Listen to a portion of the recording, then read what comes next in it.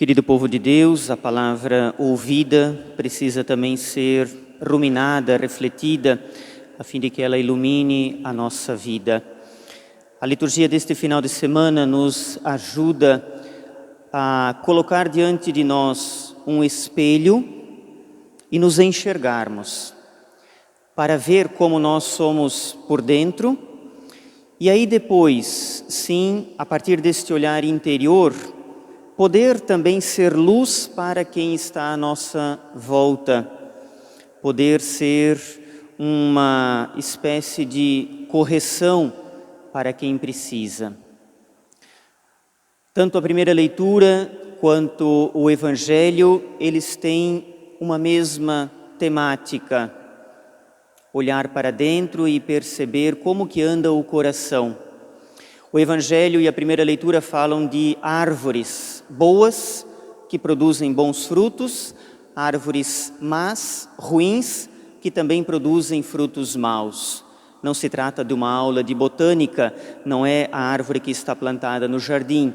É uma simbologia para falar da nossa vida. Somos nós esta árvore, é o nosso coração, é o nosso interior, são os nossos pensamentos, aqueles movimentos internos da nossa alma, que quando preenchidos e iluminados por Deus, eles produzem também frutos conforme a vontade de Deus.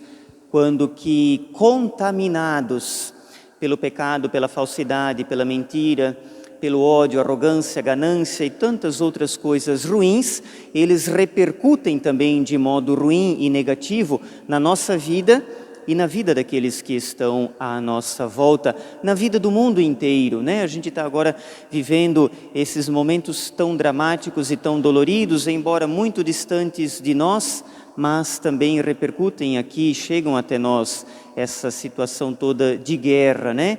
Quando realmente as pessoas têm o coração empedrado, quando tem o coração cheio, né, apenas de vontade de poder, de lucro, de vencer inimigo, de matar, de conquistar, olha o que acontece. Não apenas aqueles que lá estão, mas todos vão sendo afetados. Inocentes morrem e o coração não se converte. Mas a gente não deve falar apenas lá da Rússia e da Ucrânia, ou apenas então do Oriente Médio, que também há tanto tempo vive em guerras. A gente tem que olhar também para a nossa vida e perceber como que dentro de nós acontece esse movimento, né? Como que o nosso coração, ele está. Um olhar interior. O livro sagrado do Eclesiástico, ele diz que é pelo falar de alguém que os seus defeitos se revelam. Interessante isto, né? Porque não se trata de defeito físico, se alguém é manco ou falta algum dedo, não é isto. São defeitos estruturais interiores. A árvore, o tronco que nos sustenta na vida. E quando a gente abre a boca para falar, o que vem? Vem aquilo que está dentro, não tem como ser diferente. Então, por isso que a palavra de Deus diz, olha, antes de elogiar alguém, no caso, elogiar alguém pela boa aparência, pela fama, por aquilo que parece que a pessoa é, antes de elogiar alguém, convive com essa pessoa, conversa com ela, troca umas ideias para ver o que há dentro de si. Porque por mais que queiramos enganar, iludir, vem aquilo que mora no nosso interior. Então veja, claro, às vezes a gente vai conversar com uma pessoa ou com outra, a pessoa só reclama, só xinga, nada vai bem, os outros estão todo mundo errado, né? Sabe aquela conversa pesada que você sai assim, ah, meu Deus do céu, parece que eu levei uma coça, né? Uma surra depois dessa conversa. Por quê? Porque o coração está alimentando o que não é de Deus. Óbvio que a gente não precisa ser ingênuo diante do mundo, diante da vida. Que o mundo é caótico, que o mundo é doente, que o mundo tem maldade, a gente sabe disso. Agora, o problema é deixar que este mundo exterior, ele entre e transforme-se também no nosso mundo interior. A boca fala daquilo que o coração está cheio. E aí, no Evangelho, Jesus, ele sai do coração e chega ao nosso olhar. Por quê? Porque conforme nós enxergamos a vida, os outros, o mundo, a nós mesmos, a família, a igreja, a sociedade, é conforme a gente enxerga, vê, que nós vamos julgar, avaliar, criar um juízo moral e vamos falar. Vai sair da nossa boca, da nossa conversa, não é verdade? A maneira como que a gente enxerga. E aí Jesus, ele é muito firme para os judeus, para os seus ouvintes. Por quê? Porque grande parte dos judeus, eles são cegos no sentido de olhar somente para si e não quererem acolher o diferente, não quererem que as nações estrangeiras também tenham direito à palavra de Deus, deixar de lado aqueles que não pensam como eles. É uma cegueira que exclui. E Jesus está dizendo assim, ei, antes de olhar em volta, avalia o teu coração primeiro. Olha para ti.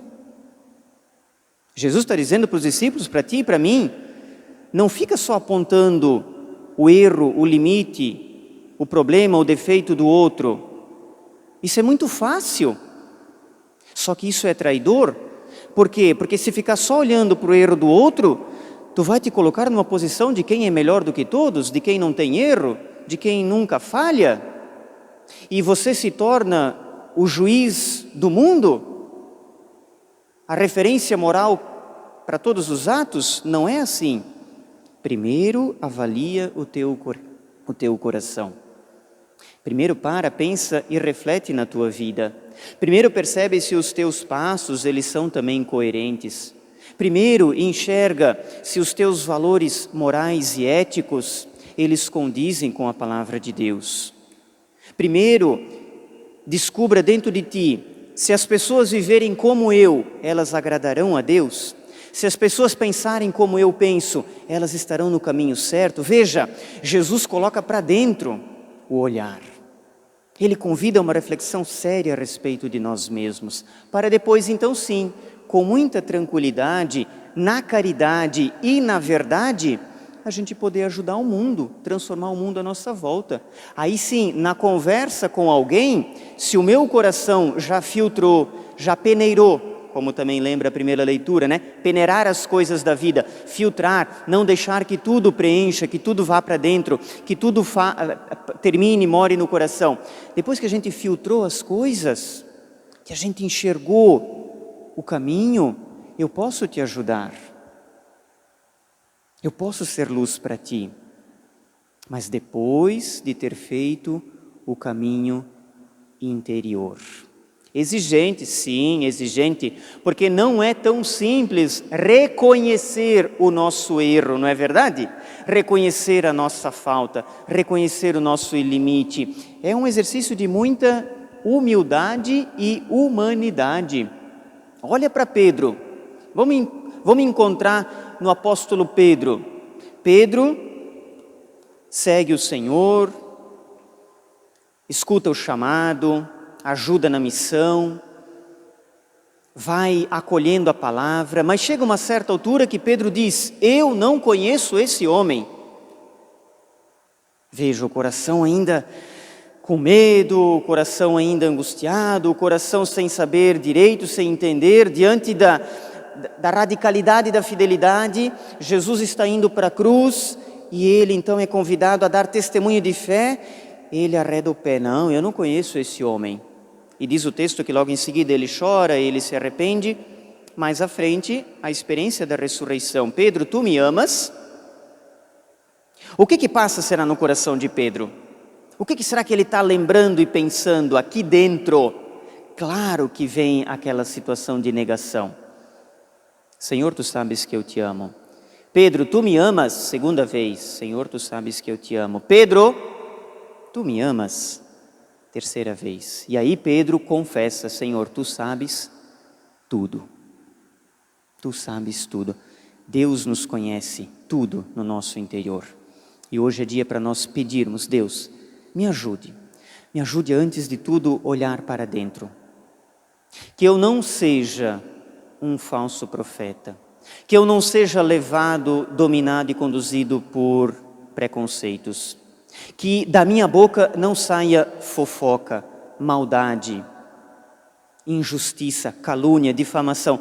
Senhor, cura o meu interior, para que eu possa enxergar a vida com o teu olhar. E assim a gente vai ressuscitando aquilo que é mortal, aquilo que é corruptível em nós, vai ganhando vida nova, vai se tornando imortal e incorruptível. Nada corrompe, nada faz com que morra dentro de nós a presença de Deus. E a gente vai experimentando o céu, num esforço diário, cotidiano, para permitir que Deus seja em nós o que Ele deseja e que nós correspondamos a esta vontade. Um instante de silêncio para que cada um também possa, iluminado por essa palavra, olhar para dentro, conhecer-se e se reconhecer. Permitir que a palavra nos cure, nos ajude, nos ilumine. Rezemos no nosso silêncio.